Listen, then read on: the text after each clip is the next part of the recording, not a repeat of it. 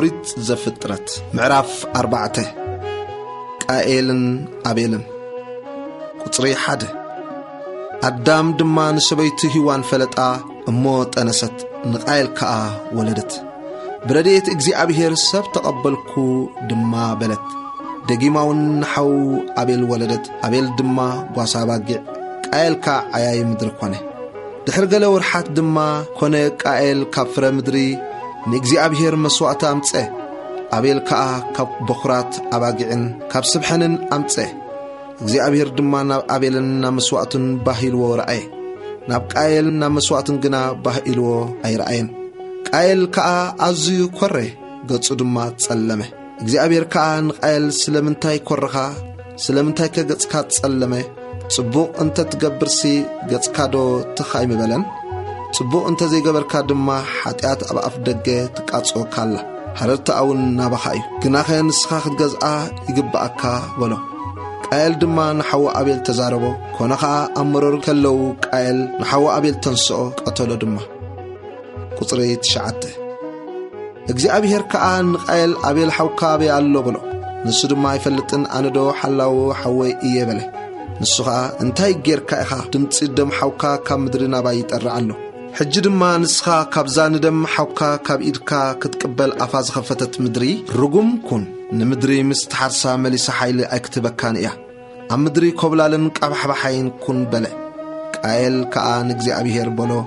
በደለይ ክጾሮ ዘይከኣለና ዓብዩ እንሆ ሎሚ ካብ ገጽ ምድሪ ተሰጎኒ ኣለኻ ኣነ ድማ ካብ ገጽካ ክሕባኤ ኣብ ምድሪ ኮብላልን ቀባሕባሓይን ክኸውን ክኸውን ከኣዩ ዝረኸበኒ ዘበለ ኩሉ ክኣትለኒ እግዚአብሔር ድማ እምበኣር ንቃየል ዝቐተለ ኩሉ 7 ከዕበት ሕነ ክፍደዮ እዩ በሎ ዝረኸቦ ኩሉ ምንት ከይቀትሎ ከአ እግዚአብሔር ንቃየል ምልክት ገበረሉ ደቂ ቃየል ቁጥሪ 16 ቃየል ድማ ካብ ቅድሚ እግዚአብሔር ወፀ ኣብ ምድሪ ኖድ ከአ ኣብ ምብራቕ ኤደን ተቐመጠ ቃየል ከአ ንሰበይቱ ፈለጣ ሞት ኣነሰት ንሄኖክ ድማ ወለደት ንሱ ከአ ከተማ ሰርሐ ስምታ ከተማ ድማ ብስም ወዱ ሄኖክ ኣውፃላ ንሄኖክ ከአ ኢራድ ተወልደሉ ኢራድ ድማ ንማህኤል ወለደ ማህያኤል ከአ ንማትሳኤል ወለደ ማትሳኤል ድማ ንላሜክ ወለደ ላሜክ ክልተ አንስቲ ኣእተወ ስምታ ሓንቲ ዓዳ ስምታ ካልእቲ ድማ ፂላ ነበረ ዓዳን ያባል ወለደት ንሱ አቦቶም ኣብ ድንካውንቲ ዝነብሩን ማሎም ዝጓሱን ኮነ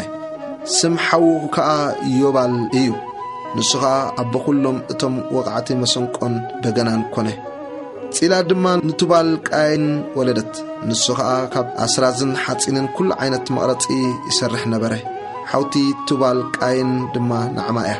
ላሜክ ድማ ንንስቱ በለን ዓዳልን ፂላን ቃለይ ስምዓ ኣትን ኣንስቲ ላሜክ ናብ ዘረባይ ጽንበላ ስለቆስለይ ሰብኣይ ስለ ስምብራተይ ድማ ጎበዝ ቀተልኩ ንቃየል 7 ከዕበት ሕነ እንተ ዝፈድዮስ ንላሜክ ከአ 77 ከዕበት ኣዳም መሊሱ ንሰበይቱ ፈለጣ ንሳ ከአ ወዲ ወለደት ኣምላኽ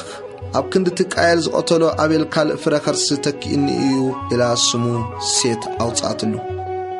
ቁጥሪ 26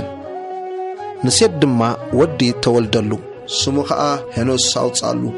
ሽዑ ሰብ ብስም እግዚአብሔር ክምህለሉ ጀመሩ